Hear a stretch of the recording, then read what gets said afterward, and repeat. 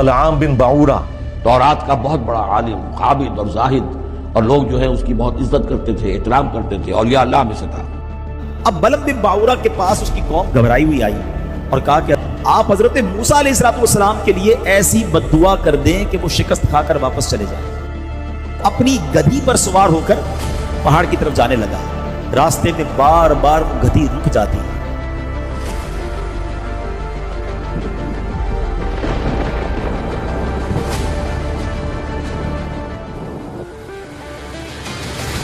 अब उसकी मिसाल कुत्ते की सी है। जिस तरह कुत्ता हर वक्त जुबान बाहर निकाले होता है, चाहे उसके पेट में कुछ हो या ना हो, उस पर बोझ डालें ना डालें, उसकी रालें टपकती रहती है ना, इस तरह इसकी रालें टपकती हैं।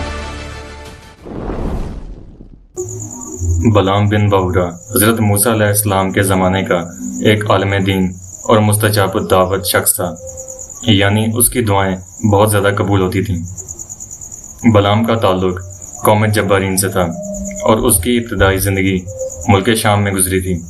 उसके वालिद का नाम बाऊरा या बाऊर और बीवी का नाम वसवस था। बलआम बिन बाऊरा के मुताल्लिक वाक़यात तौरात और इज़राइलियात में बयान हुए हैं, जबकि मुफस्सिरीन कहते हैं कि सूरह अल-अराफ की आयत 175 में भी बलआम की तरफ इशारा है। बलआम अपने ज़माने का आबिद व ज़ाहिद शख्स था। उसके शागिर्दों की तादाद बहुत ज़्यादा थी। मशहूर है कि उसकी दरसगाहों में तालिब इल्म की दवातों की तादाद 12,000 थी।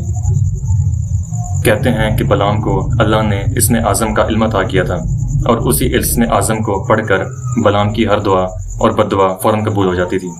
हज़रत इब्न अब्बास की एक मशहूर रवायत के मुताबिक जब फ़िरौन और उसके लश्कर को अल्लाह ने दरिया नील में गर्क कर दिया और मूसा अलैहिस्सलाम को बनी इसराइल के साथ निजात अता की, तो अल्लाह ने हज़रत मूसा को अमालका यानी कौम जब्बारीन से जंग करने का हुक्म दिया ताकि शाम की मुक़द्दस सरज़मीन बनी इसराइल को मिल जाए।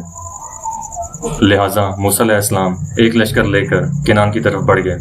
कौम जब्बारीन को जब इस हमले की खबर हुई तो वो बहुत परेशान हुए।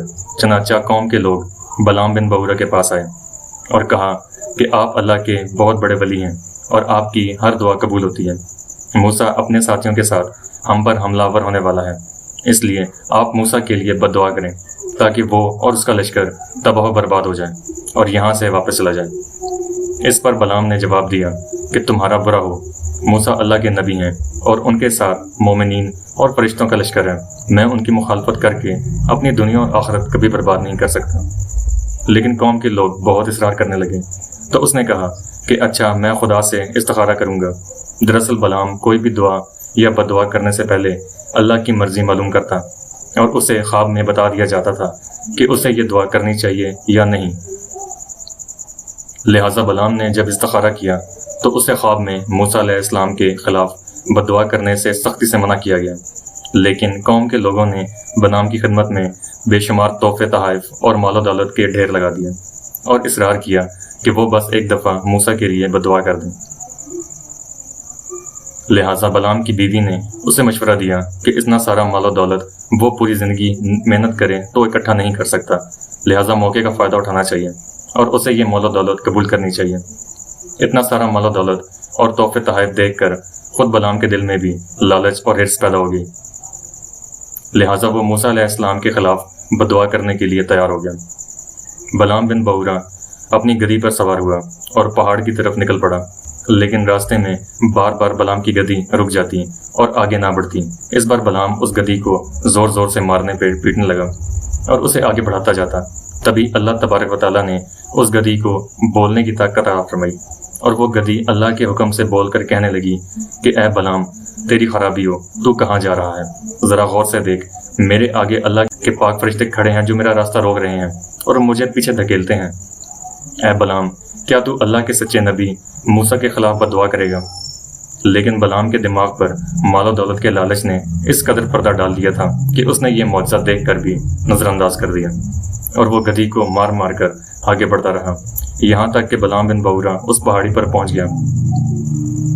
रिवायतों के मुताबिक बलआम ने उस गधी को इतना मारा था कि वो गधी मर गई थी, इसलिए वो 3 जानवर जो जन्नत में जाएंगे उनमें बलआम बिन बाऊरा की वो गधी भी शामिल होगी।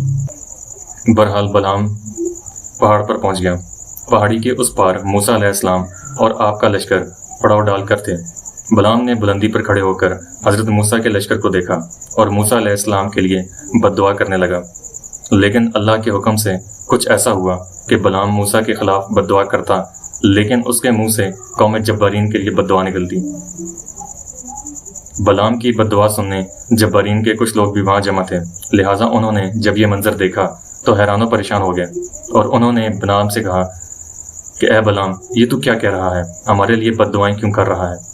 بلعام نے کہا، یہ میرے اختیار میں نہیں ہے، میری زبان میرے قبضے سے باہر ہے اور اللہ کی قدرت مجھ پر غالب آ گئی ہے۔ تبھی اچانک اس کی زبان کتے کی طرح نکل کر لٹک گئی اور اس کے سینے پر آ گئی۔ یہ خدا کی طرف سے بلعام پر ایک عذاب تھا۔ بلعام اپنی یہ حالت دیکھ کر زاروں قطار رونے لگا اور روتے ہوئے اپنی قوم سے کہا، اے میری قوم والوں، تم نے میری دنیا اور آخرت دونوں برباد کر دی۔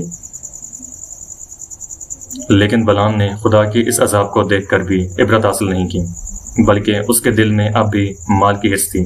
جب تک وہ حضرت موسیٰ اور ان کے لشکر کو واپس نہ بھگاتا، اسے جبارین کے لوگ مال و دولت نہ دیتے۔ لہٰذا اس نے ایک چال چلی اور اپنی قوم کے لوگوں سے کہا کہ میرے پاس ایک تدبیر ہے، اگر تم میری باتوں پر عمل کر لو تو موسیٰ اور اس کی قوم برباد ہو سکتے ہیں۔ بلعام نے قوم جبارین کے بادشاہ کو اپنے پاس بلایا اور اس سے کہا کہ موسیٰ کے خلاف میری بد دعا کارگل ساگل نہ ہو سکی، کیونکہ خدا موسیٰ اور اس کے لوگوں کے ساتھ ہے۔ لہٰذا اب تو اپنے ملک کی خوبصورت ترین اور حسین جمیل لڑکیاں جمع کر اور انہیں برہنہ کپڑے پہنا کر بنی اسرائیل کی طرف بھیج دے۔ ان لڑکیوں کو یہ ہدایت کر دے کہ اگر اسرائیلی ان کے ساتھ کچھ کریں تو وہ انہیں کرنے دیں، پھر ضرور کوئی اسرائیلی ان کی خوبصورتی کی طرف مائل ہو کر ان کے ساتھ زنا کر بیٹھے گا، اور اس سرکشی اور گناہ کی وجہ سے اسرائیلیوں پر خدا کا عذاب آئے گا۔ بادشاہ نے بلعام بن بورا کی باتوں پر عمل کیا اور حسین و جمیل عورتوں اور لڑکیوں کو برہنہ لباس پہنا کر اور بناؤ سنگھار کر کے اسرائیلیوں کی طرف بھیج دیا۔ ان عورتوں کے حسن کو دیکھ کر بہت سے اسرائیلی لوگ ان کے ساتھ زنا کر بیٹھے، اور روایت ہے کہ اسرائیلی اس قدر سرکش اور نافرمان ہو گئے کہ بنی اسرائیل کا ایک شخص جس کا نام سمری بن سلوم تھا اور وہ موسیٰ علیہ السلام کے لشکر کا سپہ سالار تھا، اس نے ایک حسین عورت کو اٹھا لیا اور موسیٰ علیہ السلام کے پاس آیا اور ان سے کہا کہ اے موسیٰ، کیا آپ یہ کہیں گے کہ یہ عورت میرے لیے حرام ہے؟ موسیٰ علیہ السلام نے کہا، ہاں بے شک یہ تیرے لیے حرام ہے۔ اس پر زمری نے کہا کہ ہاں، لیکن میں آپ کی اطاعت نہیں کروں گا۔ پھر وہ اس عورت کو اپنے خیمے میں لے گیا اور اس کے ساتھ زنا کیا۔ یہ وہی اسرائیلی لوگ تھے جو مصر میں خداوند سے غلامی سے نجات کی دعا کیا کرتے تھے اور جن کے لیے خداوند نے دریا نیل کے بیچ سے راستہ بنایا تھا، لیکن اب یہ اسرائیلی نافرمان اور زناکار بن کر خدا کے عہد کو توڑ چکے تھے۔ اس سرکشی پر اللہ کی طرف سے اسرائیلیوں پر وبا کا عذاب آیا اور ان میں اچانک طاعون کی بیماری پیدا ہو گئی، لہٰذا کچھ ہی گھنٹوں میں بنی اسرائیل کے تمام سرکش لوگ مر گئے۔ وبا کا یہ عذاب اتنا خطرناک تھا کہ بعض روایتوں کے مطابق 50 سے 70 ہزار اسرائیلی موت کی گھاٹ اتر گئے۔ یہ منظر دیکھ کر موسیٰ علیہ السلام کو بہت صدمہ پہنچا۔ ادھر بلعام بن بورا کی زبان مزید لٹک گئی اور اس کی شکل و صورت کتے کی مانند ہو گئی۔ بنی اسرائیل نے کہا، یہ عابد و ظاہر شخص ساری زندگی کتے کی طرح ہانپتا رہا اور ذلت کی موت مر گیا۔ بلعام بن بورا کے اس قصے میں ہمارے لیے بہت سارے سبق پوشیدہ ہیں، جن میں سب سے اہم یہ ہے کہ دنیا کی محبت لالچ کی طرف لے جاتی ہے۔